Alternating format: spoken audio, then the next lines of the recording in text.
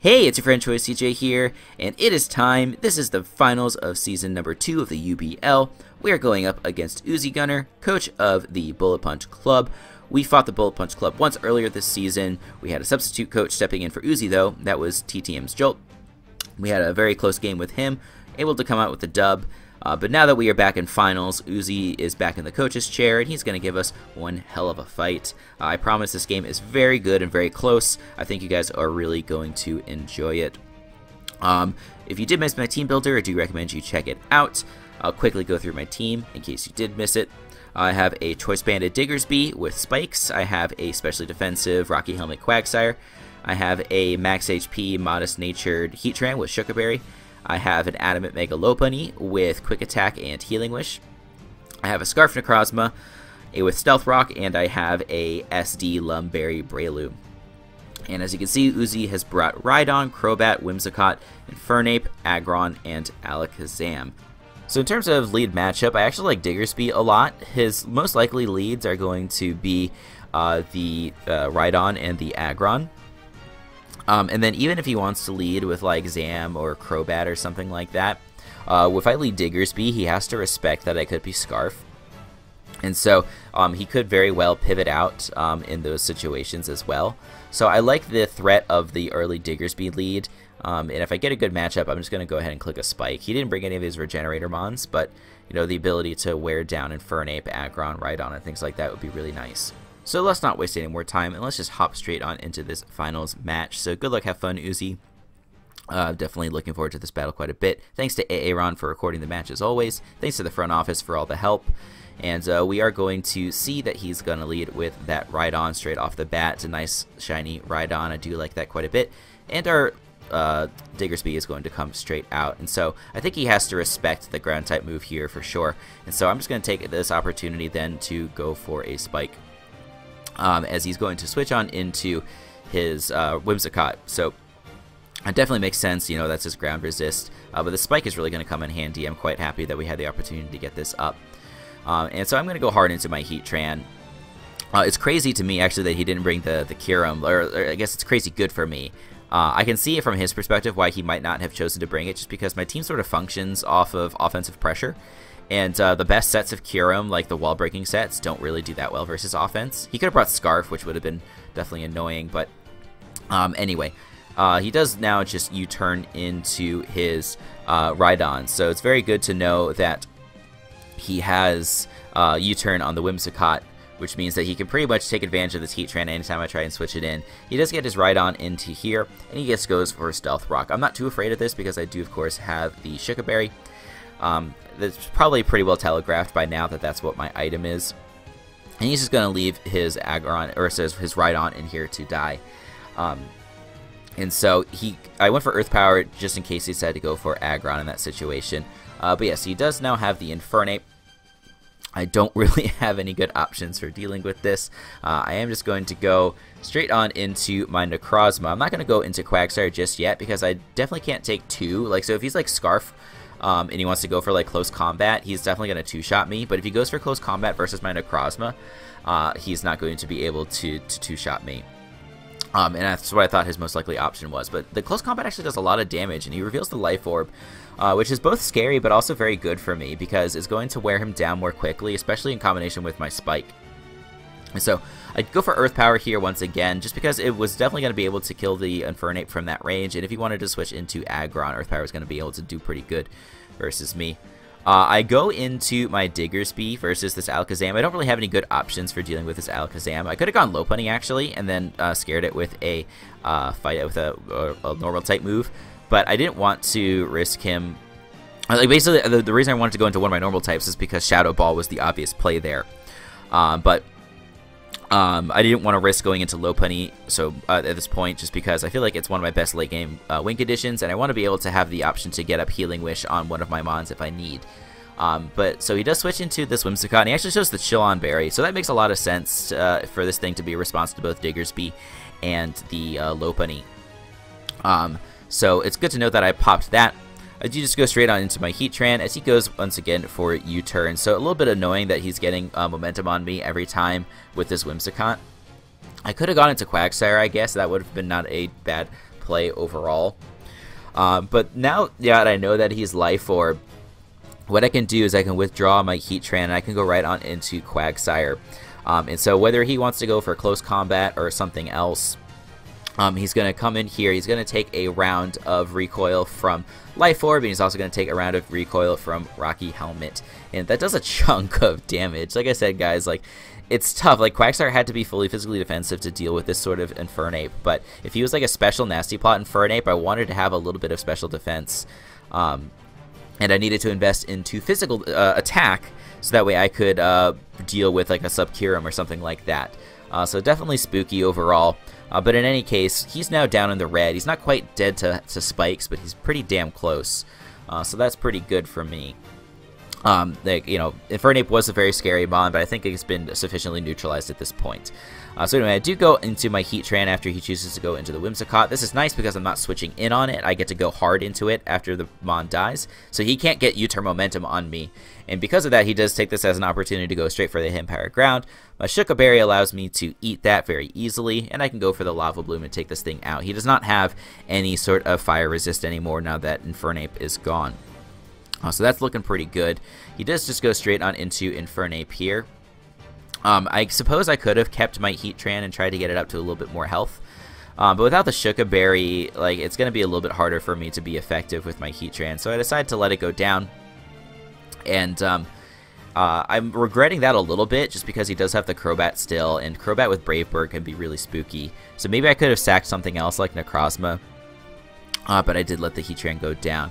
So anyway, the Aggron is what comes out here. And I'm going to go on into my my Necrozma, and I could go for rocks here, but I'm still pretty spooked by potential offensive variants of Aggron, so I'm just gonna take this as a chance to go for an Earth Power because I don't want to like give him a free turn, and it would be in fact a free 2 turns because I have to go for rocks and then switch into something that can deal with the Aggron. But he does just go into the Alakazam once again.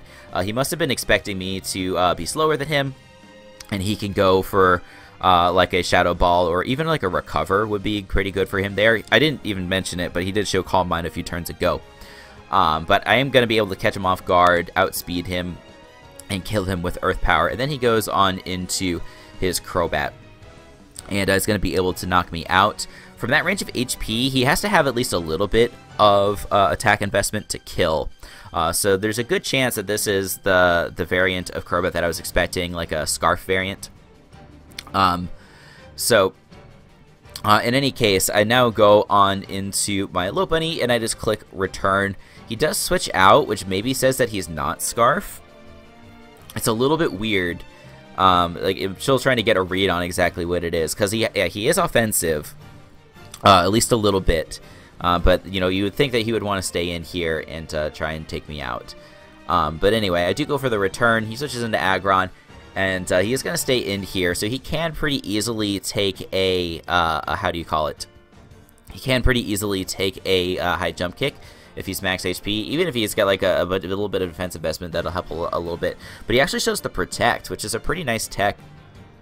The way that he brought this in sort of made me think that that might be the case, but I didn't really have another play besides clicking high jump kick. I guess I could have gone for like return or something, but that didn't really make a lot of sense to me. So I'm going to go for another high jump kick as he doubles into the Crobat once again. And so I'm like still trying to figure out what exactly this set is. So I decided that basically I just want to get as much damage off on possible to you know, put this in range of Diggersby. So I go for the quick attack. If he was also a Chillon Berry on his Crobat, I felt like it was worth it to go for a quick attack to try and proc that, and that would let the Diggersby take it out. And so on this turn, I actually want to pause it here. I haven't done this all season, but this is a little bit of a tricky spot, and I want to sort of explain my thought process. So the Crobat has been in here. He's shown to be a little bit offensive, but you know, even though I'm expecting Scarf, he did switch out with his Crobat versus the Lopunny like 2 or 3 turns ago, when it would have made sense for him just to go for Brave Bird straight out. So now he's come back in here. If he's definitely Scarf, then the right play to do would have been to go into Breloom and sack it off, because it would kill the Crobat thanks to the recoil, Then all that's left on his side is Aggron, and all that's left on my side is Choice Banded Diggersby. I click Choice Banded EQ, and I get a win. But the problem with going Breloom is that if he is not Scarf, he gets to max HP with his Crobat. And then there's really nothing that I can do versus that Crobat, like with either of my Mons. Like, so yeah, I don't want to have him have the free chance to roost up and things like that. So Breloom to me, like, unless I'm 100% sure that he's Scarf, I don't think Breloom is the right play. And like, even though I found out already that he's not Chillon Berry, like, I just can't be 100% sure. And so in that case, I wanted to go into Diggersby. And so here I have two choices in my mind. I can either go for Return or I can go for Quick Attack. And so Quick Attack should do a pretty good chunk of damage to this Crobat if it's fully offensive. But if he is at all bulky, like maybe he's like max HP, max attack or something like that, you know, and that's why he's able to kill my Necrozma earlier, I don't think Quick Attack will kill. So it seemed worth it to go for Return. And then Return also, like, it doesn't do a lot of damage to Aggron, but it does obviously more damage to Aggron than Quick Attack would do. And even though, like, I'm not necessarily expecting Rock Polish Aggron anymore because he showed the Protect, like, I want to be able to get off a little bit more damage versus it than I would with Quick Attack.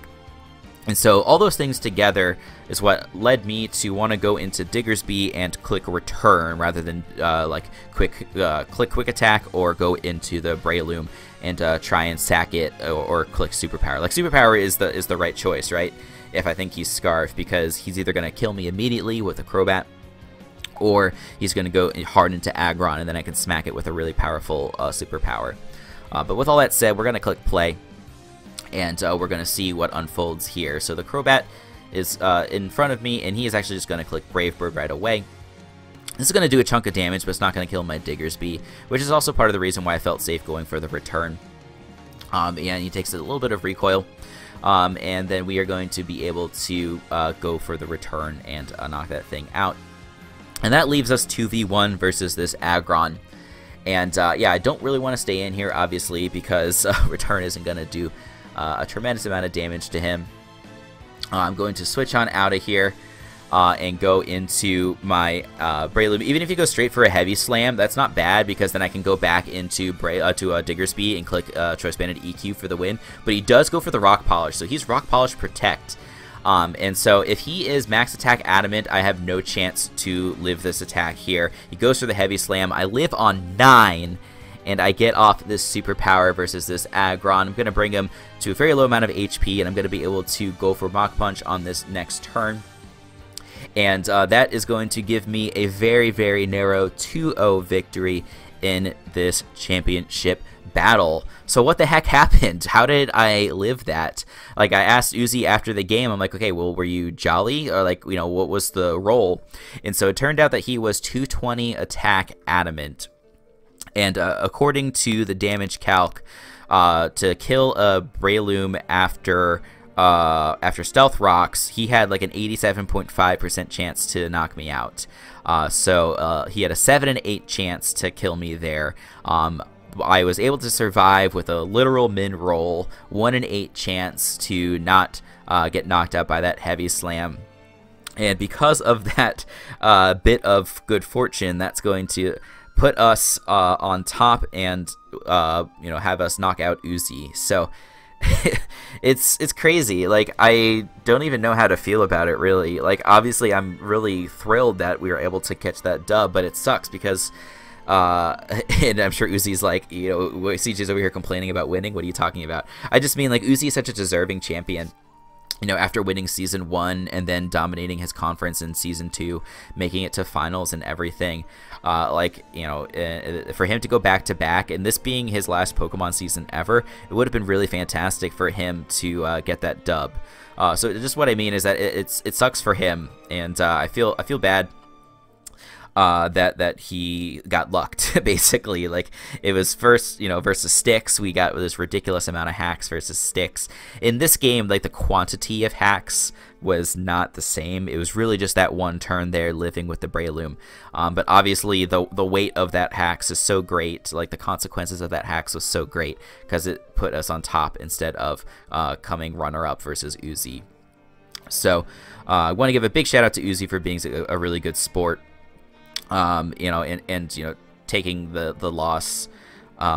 If it were me, I would be so upset to come so close and to do everything that you could to put yourself in a winning position and then have it taken away from you, like on a 12% off chance.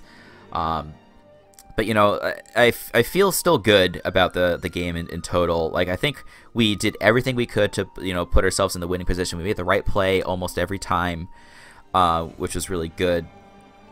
In that end game scenario, like, it's tough. He ended up being like a bulky Scarf Crobat. It was like a 88 attack investment with an adamant nature and then max HP and the rest into Fizz Def. So he was like a bulky Scarf, which is a really smart bring. I'm like really impressed with that. Had I known that, then like going into Breloom was absolutely the right play. But I feel like I didn't have enough information to confirm that was the set that he was, and so I didn't think going Breloom was a good move. I felt like Diggersby was the good move. I feel like I did play a good game, and so that makes me feel a little bit better about lucking out on Uzi. So again, shout outs to him. Total class act, great guy. I think he's done with Draft League for a little while, like I said. But he is going to be doing some game reviews, like some ROM hack reviews and other fan game reviews. I think mostly on TTM's channel. I don't think he's going to be doing it as much on his own channel, but definitely check out both of those if you want to see more from Uzi. I'm definitely going to be checking it out. And yeah, so that's the season. We're the season 2 champs, guys. Whether, you know, whether like that's gonna happen in all of the different alternate realities or not, in this reality we ended up being the champions. So big thanks to all of the admins and mods in the UBL this season. Hera, Deebs, Automatic, you know, those are the main guys, but then there's also support from folks like Irish Emerald and Root and Silver Beanie. So thanks to all of those guys. Thanks to all the coaches. And big thanks to my front office for all of the support. Omega Jolteon, Bronson, Skyrander, Confusion, Josh Ultraplayer, Phantom Base, Jacob as always. You guys were very good as a sounding board throughout the season. Really appreciate all your help. Yeah, and thanks to you guys, the viewers, for supporting me throughout this season. I've been really overwhelmed with the amount of support that we've got in the UBL this season. Most of my videos get like at least 80 or 100 views, which like it just blows my mind. And I'm recording this on January 1st. We didn't quite hit my 2018 goal of getting to 300 subs, so I think we're at like 295 or so, which is like basically good enough for me. That's like practically hitting the goal. So I want to thank you guys for helping me realize that, helping me to continue to grow the channel. And we are going to be back with some good Draft League action in 2019. I don't think it's a spoiler to say any of this, but we are joining up in a new league, or at least new to us. We are joining the Bandless Battlers League, which is run by Aaron2420. It's going to be an Ubers League, and it starts, I think, beginning of February. Sometime around there, so be on the lookout for that. We're going to have some awesome overpowered bonds that we get to use. And then in April-ish time frame, MPL Season 7 is going to be starting up. So those are the 2 leagues that we have lined up in the first half of this year.